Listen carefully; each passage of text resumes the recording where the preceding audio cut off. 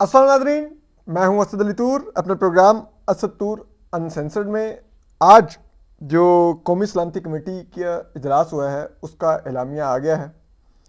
उसके एलामिया में कुछ सिग्निफिकेंट बातें हैं और उसकी वीडियो में भी देखिए तो आपको कुछ सिग्निफिकेंट शख्सियात मिलती हैं। मैं आर्मी चीफ या जो दीगर अफसरान हैं उनकी नहीं, उसके अलावा दो अफसरान की बात कर रहा हूँ जो बड़े सिग्निफिकेंट है, जिनकी मौजूदगी इस इजलास के दौरान हम ज़रा इस पर भी आपको बताएंगे। इसके अलावा अब जो मोअज़्ज़ज़ चीफ जस्टिस उमर बंदयाल साहब हैं उनसे इस्तीफ़ा मांगा जा रहा है। इस नहज पर हालात आ गए हैं, इस पर भी आपको बताएंगे कि वो इस्तीफ़ा देंगे या नहीं, क्या होगा और क्या अब इलेक्शन हो पाएंगे। इस एनएससी के जो एलामिया है इसको पढ़ें तो उसके बाद ये बड़ा दिलचस्प है। तो हम आपको ज़रा बताते हैं कि जो अहम बातें हैं, जो बैनुल सतूर जो कहा गया है इस एलामिया में, वो बड़ा दिलचस्प है और वो बहुत अहम है। वो बताता है कि इलेक्शन होंगे या नहीं। तो देखिए, ये जो प्रेस रिलीज है, ठीक है, जिसमें बैनुल सतूर बहुत कुछ कहा गया, उस प्रेस रिलीज में कहा गया है कि 7 अप्रैल को यानी कि आज कौमी सलामती कमेटी का 41वां इजलास वज़ीर-ए-आज़म हाउस में हुआ है, जिसमें तीनों सर्विसेज चीफ ने शहबाज शरीफ साहब की सरबराही में शिरकत की और वफाकी वज़रा भी मौजूद थे।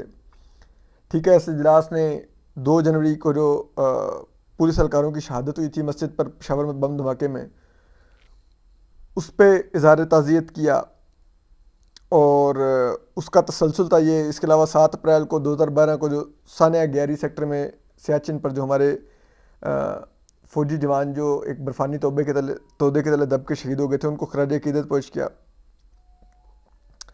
इसके अलावा इजलास ने जामिया कौमी सलामती पर जोर दिया, जिसमें अवाम के रिलीफ को मरकज़ी हैसियत करार दिया गया और फोरम को बताया गया कि हुकूमत इस ज़मन में क्या इकदाम ले रही है।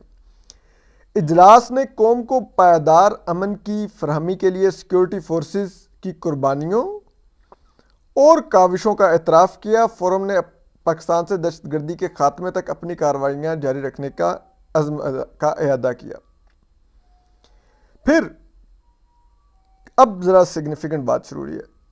कमेटी ने दहशतगर्दी की हालिया लहर टीटीपी दहशतगर्द करार देने वाली तंजीम के साथ नरम गोशा और अदम सोच बाजार पर मबनी पॉलिसी का नतीजा करार दिया, जो कि अवामी तवक्कुआत और ख्वाहिशात के बिल्कुल मुनाफी है, जिसके नतीजे में दहशतगर्दों को बिला रुकावट वापस आने की ना सिर्फ इजाज़त दी गई बल्कि टीटीपी के खिलाफ दहशतगर्दों को एतमाद साजी के नाम पर जेलों से रिहा भी किया गया। वापस आने वाले इन दहशतगर्दों ने अफ़गानिस्तान में बड़ी तादाद में मुख्तलिफ दहशतगर्द तंजीमों से मदद मिलने के नतीजे में मुल्क में अमन व इस्तेहकाम को मुंतशिर किया, जो बेशुमार कुर्बानियों और मुसलसल काविशों का समर था। अब ये जो कह रहे हैं कि बगैर सोचे समझे जो पॉलिसी अपनाई गई थी, दहशतगर्दों के लिए नरम गोशा इख्तियार किया गया, उनको वापस आने की इजाज़त दी गई और टीटीपी के लोगों को एतमाद साजी के नाम पर रिहा किया गया, ये किसने किया था? ये तो इमरान खान साहब, जनरल कमर बाजवा और जनरल फैज़ हमीद ने किया था। ठीक है, तो अब अगर ये कह रहे हैं कि ये जो किया गया अपीजमेंट की जो पॉलिसी थी, तो कम अज़ कम फौज 2 जर्नलों का तो कोर्ट मार्शल करे जिनकी ये पॉलिसी थी, जनरल बाजवा और फैज़ हमीद का, जनरल फैज़ हमीद का। लेकिन इसमें ये हिंट है कि फौज का रेड सर्कल जनरल फैज़ हमीद पर कायम है, क्योंकि ये जनरल फैज़ हमीद की ये सजेशन थी और ये पॉलिसी थी, जिस वजह से उनको बाद जब ये पॉलिसी फेल हुई तो पेशावर के कोर कमांडर से हटा के भेजा गया बहावलपुर। ये फैज़ हमीद साहब की ही कमिटमेंट पर टीटीपी के मिलिटेंट स्वात में आए थे, जहां पर उन्होंने एक डीएसपी को गोली मारी, एक मेजर को अगवा किया, वगैरह वगैरह के वाकयात हुए, लोगों ने एहतजाज किए और फिर मिलिटेंट्स को वापस जाना पड़ा। ये फैज़ हमीद की पॉलिसी थी कि मिलिटेंट्स वापस आएँ, अपने इलाके में कुछ दिनों के लिए रहें ताकि देखें लोगों का रिएक्शन क्या है और फिर उसके मुताबिक उनकी बड़े पैमाने पर सेटलमेंट की जाएगी। तो फिर अब कब जनरल फैज़ हमीद के खिलाफ कार्रवाई हो रही है, मैं ज़रा पाकिस्तानी फ़ौज की क़यादत से पूछना चाह रहा हूँ, कुछ तो कीजिए। फिर आगे वो लिखते हैं, इजलास ने पूरी कौम और हुकूमत के साथ मिलकर हमाजहत जामिया ऑपरेशन शुरू करने की मंजूरी दी, जो एक नए जज्बे और नए अज़्म व हिम्मत के साथ मुल्क को दहशतगर्दी की लानत से पाक करेगा। यानी कि कौमी सलामती कमेटी के इजलास ने पाकिस्तान में एक और फौजी ऑपरेशन की मंजूरी दे दी है दहशतगर्दों के खिलाफ। ये बड़ा सिग्निफिकेंट है ये ऑपरेशन की मंजूरी। इसकी टाइमिंग देखिए, सुप्रीम कोर्ट कह रही है फौज, रेंजर और एफसी के लोग दिए जाएं इलेक्शन ड्यूटीज़ के लिए, लेकिन मुल्क में तो फौजी ऑपरेशन शुरू होने जा रहा है दहशतगर्दों के खिलाफ, तो फौज तो बड़ी बिजी हो जाएगी। ये है इसका पैगाम। और इसके लिए अगर आप वो वीडियो देखिए जो कौमी सलामती कमेटी के इजलास किया है, उसमें दो लोग बड़े सिग्निफिकेंट हैं सर्विसेज चीफ्स के अलावा। उसमें मेजर जनरल सरदार वाजिद अजीज़ बैठे हुए हैं, जो कि DGMI हैं, दाढ़ी वाले। तो उनका बैठा होना बड़ा सिग्निफिकेंट है, इट शोज़ कि उनको क्यों बुलाया गया था। दूसरे हैं मेजर जनरल अवैस दस्तगीर, DGMO यानी कि DG मिलिट्री ऑपरेशंस, और इनको हाल ही में 23 मार्च को वो तमगाए इम्तियाज़ भी दिया गया है। तो मिलिट्री ऑपरेशंस वो होते हैं जो फौज की ऑपरेशनल देते हैं। अब इनकी इसलिए भी सिग्निफिकेंट हो सकती थी कि इनसे इलेक्शन ड्यूटीज़ के लिए फ़ौज की दस्तयाबी पर ब्रीफिंग ली जाती कि कितनी फ़ौज, जिसे कहते हैं ना वो कौन सी फ़ौज जंग में मसरूफ़ है और कौन सी गैर जंगी जिम्मेदारियां अदा कर रही है, तो उनको कहीं डिप्यूट किया जा सके इलेक्शन ड्यूटीज़ पर, तो उसकी इनसे ब्रीफिंग ली गई होगी। अब इनकी मौजूदगी में अगर ये ऐलान किया गया कि फ़ौज ऑपरेशन करेगी, इलेक्शन ड्यूटियां का कोई जिक्र नहीं है, तो फिर आप समझ जाएं क्या मतलब है इसका। फिर आगे लिखा हुआ, पाकिस्तान से हर तरह और हर किस्म की दहशतगर्दी के नासूर के खात्मे के लिए इस मजमूई हमाजहत और जामिया ऑपरेशन में सियासी, सिफारती, सिक्योरिटी, माशी और समाजी सतह पर कोशिशें भी शामिल होंगी।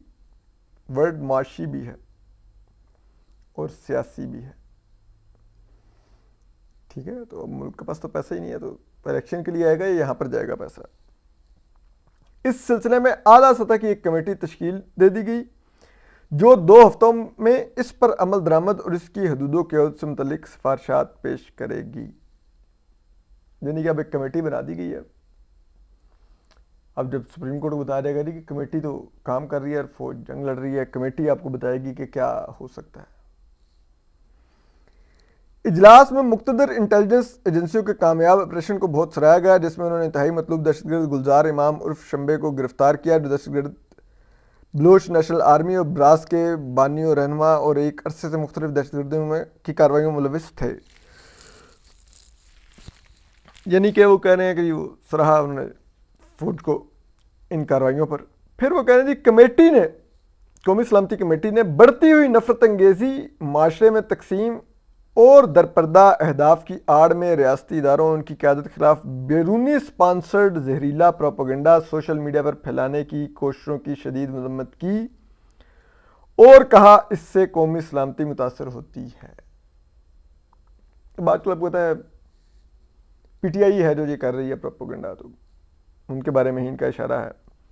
हम सब तो डे 1 से फौज के सियासत में किरदार के नाकिद रहे हैं, तो हमारा तो एक सिंपल असूल है, हम तो आज भी उस पर कायम है, सियासत में फौज की मुदाखलत नहीं होनी चाहिए। ये सियासतदानों पर ही छोड़नी चाहिए। फिर आगे लिखते हैं कि कमेटी ने मुल्क दुश्मनों के मजमूम अज़ाइम नाकाम बनाने के लिए अज़म का इयादा करते हुए शहदा की कुर्बानियों की अजीम कुर्बानी और मुसलसल काविशों से होने वाले अमन व अमान को बरकरार रखने के लिए हर मुमकिन कोशिश यकीनी बनाने का भी फैसला किया है। तो अब आपको पता चल गया होगा कि इलेक्शन के साथ क्या होना। फिर अब आ जाइए, अब जो जस्टिस अतर मिल्ला साहब का आज का नोट है, उसमें उन्होंने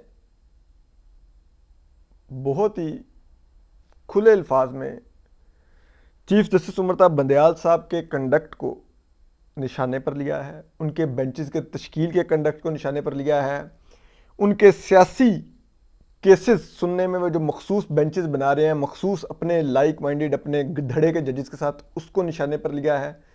फुल कोर्ट ना बनाने के चीफ जस्टिस के उस इकदाम को निशाने पर लिया है और वाज़ेह अल्फाज में कहा है कि चीफ जस्टिस उमर बंदयाल साहब की तरफ से अपने धड़े के जजों को साथ बिठाकर और फुल कोर्ट ना बिठाकर सुप्रीम कोर्ट की साख ख़त्म की गई और ये साख ही अवामी एतमाद से आती है और उसी अवामी एतमाद की बुनियाद पर सुप्रीम कोर्ट के जो फैसले होते हैं वो अमल दरामद के काबिल होते हैं और उनमें कुछ जान होती है। तो उन्होंने कहा कि जब मौजूद चीफ जस्टिस उमर बंदयाल साहब ने खुद ही ये सारी इमारत गिरा दी और एक ऐसी जमात जो पहले कौमी असम्बली से इस्तीफे देती रही, नॉन डेमोक्रेटिक उसका ये तर्ज अमल था, गैर जमहूरी, कि वो जो उसका अपना सियासी फोरम था कौमी असम्बली, वहाँ पर अपना रोल अदा करने के बजाय सड़कों पर आना चाहती थी और उसको मौजूद चीफ जस्टिस उमर बंदयाल साहब ये इस तरह के बेंचेस बना के और इस तरह के फैसले देकर और वो जिस अंदाज में असम्बलियाँ तोड़ रही है मुल्क में सियासी और माशी बहरान लाने के लिए ताकि वो इलेक्शन ले सके, अपने सियासी मकासद हासिल कर सके, उन सियासी मकासद की हौसला अफजाई कर रहे हैं मौजूद चीफ जस्टिस उमर बंदयाल साहब ऐसे बेंचेस बनाकर। ये है जस्टिस अतहर मिल्ला के नोट का सीधा सीधा मौजूद चीफ जस्टिस उमर बंदयाल साहब के लिए हदिया अकीदत। उसके बाद मरियम औरंगजेब साहब जो हुकूमत की इंफॉर्मेशन मिनिस्टर हैं, यानी ये पूरी हुकूमत की तर्जमानी करती हैं, उन्होंने आकर on record chief justice Umar Bandial साहब से कहा है कि आप मुतनाज़ा हो चुके हैं, आप इस्तीफ़ा दें, आप सियासत ज़दा हो गए हैं। और इसी तरह अब मियां नवाज शरीफ साहब ने भी लंदन से ट्वीट किया है, उन्होंने भी चीफ जस्टिस उमर बंदयाल साहब से कहा है कि आप एक सियासी जमात के लिए काम कर रहे हैं, आप इस्तीफ़ा दें, लेकिन उनका इशारा पीटीआई की तरफ है। बिलावल भुट्टो साहब जो फॉरेन मिनिस्टर हैं और पीपल्स पार्टी के चेयरमैन हैं, उन्होंने आज से 2 दिन पहले तकरीर करते हुए कहा था कि इदारे में लोग सियासत पर उतरे हुए हैं तो वो सियासत कर लें, हम उनका मुकाबला सियासत में कर लेंगे। तो उन्होंने भी यकीनन यही इसी बेंच और सुप्रीम कोर्ट के मौजूद चीफ जस्टिस उमर बंदयाल साहब और उन्हीं के धड़े के जजेस की बात की थी। तो अब ये हालात आ गए हैं, अब बाकी चीफ जस्टिस साहब पर है कि वो चीफ जस्टिस से रहना चाहते हैं और अगले 4 माह भी यही कुछ करना चाहते हैं, वो कर रहे हैं तो कर लें। इस्तीफ़ा तो हमें पता है वो नहीं देंगे, कोई और चीफ जस्टिस होता तो शायद इतना कुछ सामने आ जाने के बाद दे देता इस्तीफ़ा, लेकिन हमें मौजूद चीफ जस्टिस उमर बंदयाल साहब पर एतमाद है, वो इस्तीफ़ा नहीं देंगे। ठीक है। और फिर अब जो बात दूसरी जो अहम बात है जो कि बहुत दिलचस्प है वो ये है कि इस सब के बाद अब फिर कज़िया वहीं पर ले आए हैं जस्टिस अतहर मिल्ला साहब के। उन्होंने कहा है कि फैसला 4-3 का है जनाब, 3-2 का नहीं है, तो आप सुकून कीजिए, आपका फैसला रिजेक्ट हुआ है, आपका सो मोटो रिजेक्ट हुआ है, डिसमिस हुआ है। तो अब अगर ये अकलीती फैसला है तो जो अकलीती फैसला है उसके ऊपर अमल दरामद बेंच बना कैसे? ये तो इमारत की बुनियाद ही गलत खड़ी हुई है। और अगर वो बेंच गलत बना है अमल दरामद वाला तो इस पर भी कहीं ना कहीं सुप्रीम कोर्ट के रूल्स की वायलेशन हुई है फिर, अगर ऐसा है तो। और फिर तो ये जुडिशल मिसकंडक्ट में है जो इन तीनों जजेस ने किया है, मौजूद चीफ जस्टिस उमर बंदयाल साहब ने और जस्टिस इजाजुल हसन ने और मौजूद जस्टिस मुनीब अख्तर ने। और अगर ये ऐसा है तो फिर तो कंटेम्प्ट भी नहीं लगेगी अगर ये इलेक्शन नहीं 14 को हो पाते तो। और अगर कंटेम्प्ट नहीं लगेगी, अगर लगती भी है, हुकूमत अगर मानने से इनकार कर देती है उस कंटेम्प्ट को, तो फिर एक आईनी बहरान और सब कुछ चलता रहेगा मुल्क के अंदर। और अगर खुदा न खास्ता ऐसा बुरा वक्त आ गया मुल्क में कि सुप्रीम कोर्ट का एक धड़ा फैसले पे फैसले दिए जा रहा हुआ मौजूद चीफ जस्टिस उमर बंदयाल की सरबराही में और हुकूमत सुन रही ना हुई और वो कहे कि जी आप अपनी 1.5 दिन की मस्जिद लेके चलाते रहें, हम इधर बैठे अपना काम कर रहे हैं, तो फिर क्या मुल्क में इज्जत रह जाएगी? सबको चाहिए एक एक कदम पीछे हटें, मुल्क की खातिर, खुदारा मुल्क की खातिर इस आइनी बहरान से मुल्क को निकालें। ये अपनी अपनी जो जस्टिस अतहर मिल्ला ने भी कहा है कि अपनी ईगोज छोड़ के जजेस को भी सामने आना पड़ेगा। और आज डॉन का एडिटोरियल भी यही था तो अब देखते हैं कब ये ईगोज़ दम तोड़ती हैं और मुल्क आगे चलता है। अपना ख्याल रखिए। अल्लाह हाफ़िज़।